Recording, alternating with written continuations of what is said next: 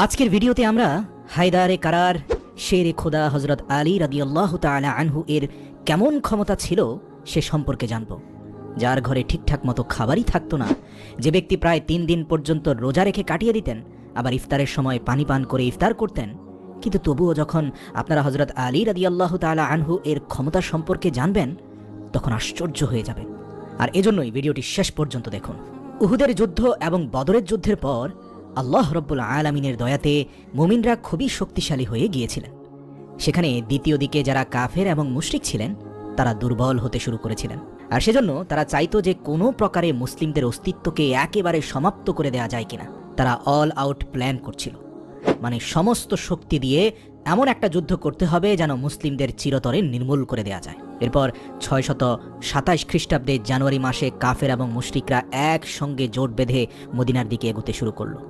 এই খবর যখন মুহাম্মদ সাল্লাল্লাহু আলাইহি ওয়াসাল্লামের কাছে পৌঁছালো তখন রাসূল সাল্লাল্লাহু আলাইহি ওয়াসাল্লাম তার সমস্ত সাহাবা কেরাম রাদিয়াল্লাহু তাআলা আনহুদের ডেকে বললেন, একদিকে আরবের সমস্ত মুশরিকরা জোটবদ্ধ হয়েছে, আর অন্যদিকে আমরা সামান্য কয়জন মুসলিম।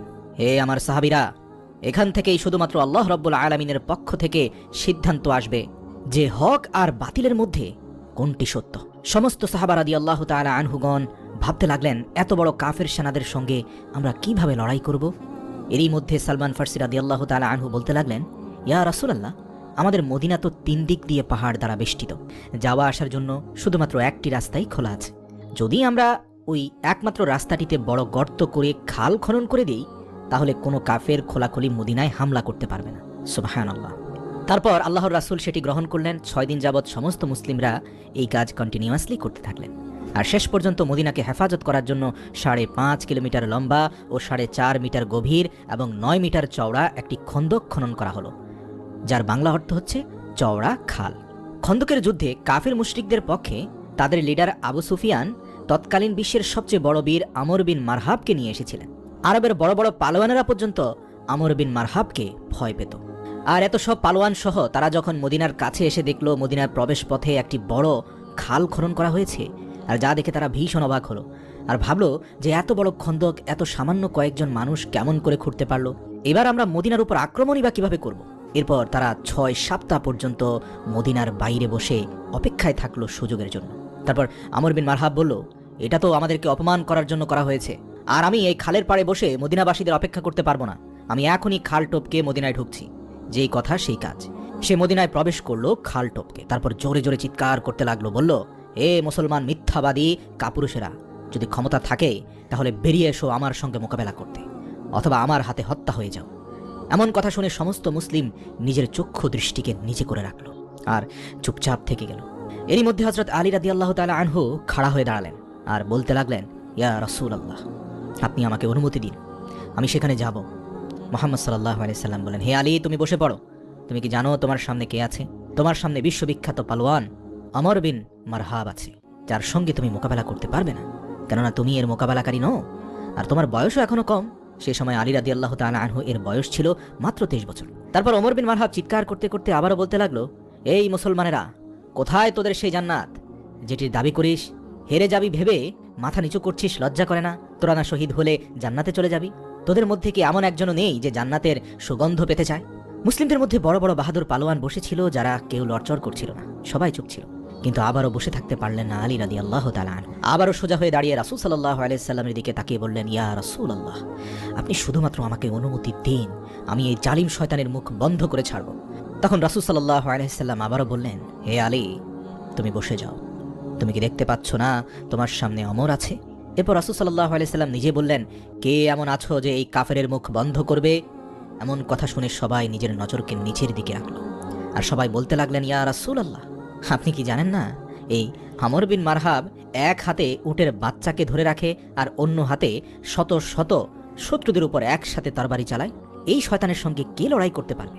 এরই মধ্যে হযরত আলী রাদিয়াল্লাহু তাআলা আনহু সুদৃঢ়ভাবে তৃতীয়বারের মতো দাঁড়িয়ে গেলেন আর বলতে লাগলেন, হে আমার আকা, আপনি আমাকে শুধুমাত্র অনুমতি দিন, আমি এই কাফেরের মুখ চিরতরে বন্ধ করে দেব। তৃতীয়বার বলার পর হযরত আলী রাদিয়াল্লাহু তাআলা আনহুকে রাসূল সাল্লাল্লাহু আলাইহি সাল্লাম যাওয়ার অনুমতি দিলেন। অনুমতি পাওয়ার সঙ্গে সঙ্গে হযরত আলী রাদিয়াল্লাহু তাআলা আনহু এক হাতে ঢাল অন্য হাতে তরবারি নিয়ে আমর বিন মারহাব এর নিকট পৌঁছে গেল। আমর বিন মারহাব এর সমস্ত শরীর লোহার চাদর দ্বারা ঢেকেছিল, অর্থাৎ তার কাপড় লোহা দ্বারা তৈরিকৃত ছিল, এমনকি তার টুপিও লোহা দ্বারা তৈরি ছিল। আমর বিন মারহাব নিজের সামনে হযরত আলী রাদিয়াল্লাহু তাআলা আনহুকে দেখে বলতে লাগলো, তুমি আবার কে? এই যুবক, তুমি কেন এখানে মরতে এসেছো? এটা শুনে হযরত আলী রাদিয়াল্লাহু তাআলা আনহু বলতে লাগলেন, আমি কারারে হায়দার, আমার মা আমার নাম রেখেছে হায়দার।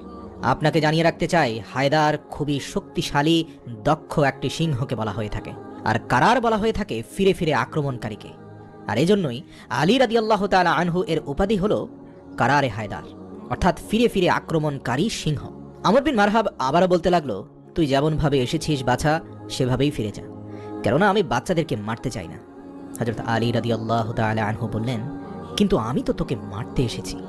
এমন কথা শুনে আমর বিন মারহাব প্রচণ্ড রাগান্বিত হয়ে গেল, আর সেজন্য এগিয়ে এসে হযরত আলী এর উপর প্রচণ্ড জোরে হামলা করল। হযরত আলী রাদিয়াল্লাহু তাআলা আনহুর ঢালের উপরে এত জোরে আঘাত পড়ল যে তার ঢাল দুই টুকরো হয়ে তরবারির কিছুটা আঘাত আলী রাদিয়াল্লাহু তাআলা আনহু এর ঘাড় মোবারককে ক্ষতবিক্ষত করে দিল। কিন্তু এবারে হযরত আলী কারারে হায়দার হলেন, অর্থাৎ ফিরে ফিরে হামলা করতে লাগলেন। তিনি ঘুরে দাঁড়িয়ে অমর বিন মারহাবের উপর এমন একটি হামলা করলেন যেখান থেকে অমরের ঢাল একেবারে দুই টুকরো তো হলোই, তার পাশাপাশি উপর থেকে নিচ পর্যন্ত আমরের শরীর দুই খণ্ডিত হয়ে গেল। বলা হয়ে থাকে, ইতিহাসে এত জোরে তরোয়াল দিয়ে কেউ কাউকে আঘাত করতে পারেনি, কেননা আলীর এক আঘাতে অমরের ঢাল দুটুকরো হলো। এছাড়াও আমর বিন মারহাবের গায়ে ছিল লোহার কাপড়, সে লোহার কাপড়ও ছিঁড়ে গেল এবং তার শরীরও দুই টুকরো হয়ে গেল। তারপর হযরত আলী রাদিয়াল্লাহু তাআলা আনহু আমরের লাশের উপর পা রেখে বলল, তুই আমার সঙ্গে কেমন করে মোকাবেলা করবি, পাথরের পূজারী, আর আমি রাব্বি মুহাম্মাদের গোলাম। পরের দিন রাসূল সাল্লাল্লাহু আলাইহি ওয়াসাল্লাম সকল সাহাবীদের উদ্দেশ্যে বললেন, আমি কাল বিজয়ের পতাকা একজনের হাতে তুলে দেব। অতঃপর আল্লাহর রাসূল সকালে উঠে আলীকে খুঁজতে লাগলেন। সকল সাহাবীরা বলল, ইয়া রাসূলুল্লাহ, আলীর চোখে ঝাপসা দেখছি, সে অসুস্থ আছে। একথা শুনে মুহাম্মদ রাসূলুল্লাহ সাল্লাল্লাহু আলাইহি ওয়াসাল্লাম আলী রাদিয়াল্লাহু তাআলা আনহুকে ডেকে পাঠালেন এবং তার চোখে হাত বুলিয়ে দিলেন। সাথে সাথে আলী রাদিয়াল্লাহু তাআলা আনহু পরিপূর্ণ সুস্থ হয়ে গেলেন। অতঃপর বিজয়ের পতাকা নিয়ে ইয়াহুদীদের সেই কেল্লার দিকে যেতে শুরু করলেন আলী। সাহাবায়ে কেরাম রাদিয়াল্লাহু তাআলা আনহু যখন হযরত আলীকে দেখেছিলেন, তখন তাদের মনে যশ মনোবল আরও বৃদ্ধি পাচ্ছিল। হযরত আলী যখন ইয়াহুদীদের সেই কেল্লার কাছে পৌঁছালেন, তখন তিনি দেখলেন সেই কেল্লার যে প্রধান দরজা সেটি খুবই বড় ছিল এবং সেটি বন্ধ ছিল। সেটিকে 70 জন মানুষ একত্রিত হয়ে তারপর বন্ধ করত। এরপর হযরত আলী রাদিয়াল্লাহু তাআলা আনহু এক হাত করে তলোয়ার চালাতে শুরু করলেন, আর অন্য হাতে এসে দরজাকে হিলাতে হিলাতে উপড়ে ফেললেন। আর সাহাবায়ে কেরামদেরকে বলতে লাগলেন, আপনারা সকলে এই কেল্লার মধ্যে প্রবেশ করেন। আর তারপর হযরত আলী রাদিয়াল্লাহু তাআলা আনহু সেই সময় পর্যন্ত দরজাটিকে উপর করে রেখেছিলেন যতক্ষণ পর্যন্ত মোটামুটি 600 জন সাহাবী রাদিয়াল্লাহু তাআলা আনহু সেই কেল্লার মধ্যে প্রবেশ করতে না পেরেছিল। যখন সমস্ত সাহাবায়ে কেরামগণ সেই কেল্লার ভেতরে প্রবেশ করলেন, তখন হযরত আলী রাদিয়াল্লাহু তাআলা আনহু সেই দরজাটিকে ছুঁড়ে ফেলে দিলেন এবং সেটি আলী রাদিয়াল্লাহু তাআলা আনহু এর কাছ থেকে কয়েক গজ দূরে গিয়ে পড়ল। তো যার শক্তি 70 জন মানুষের সমান ছিল, তিনিই তো শেরে খোদা আলী রাদিয়াল্লাহু তাআলা আনহু। সমস্ত যোদ্ধাদের বাহাদুরি যেখানে শেষ হতো, তখন আলী রাদিয়াল্লাহু তাআলা আনহু এর বাহাদুরি শুরু হতো। আজও মুসলিম বিশ্বের সেনাবাহিনীরা ট্যাঙ্ক, কামান থেকে শুরু করে যুদ্ধাস্ত্র, যুদ্ধ বিমান, সকল কিছুর মধ্যে আলীর নাম যুক্ত করার চেষ্টা করে। সুবহানাল্লাহ। কিয়ামত পর্যন্ত সকল মুসলিম যোদ্ধাদের সর্বশ্রেষ্ঠ অনুপ্রেরণার নাম হচ্ছেন শেরে খোদা আলী রাদিয়াল্লাহু তাআলা আনহু।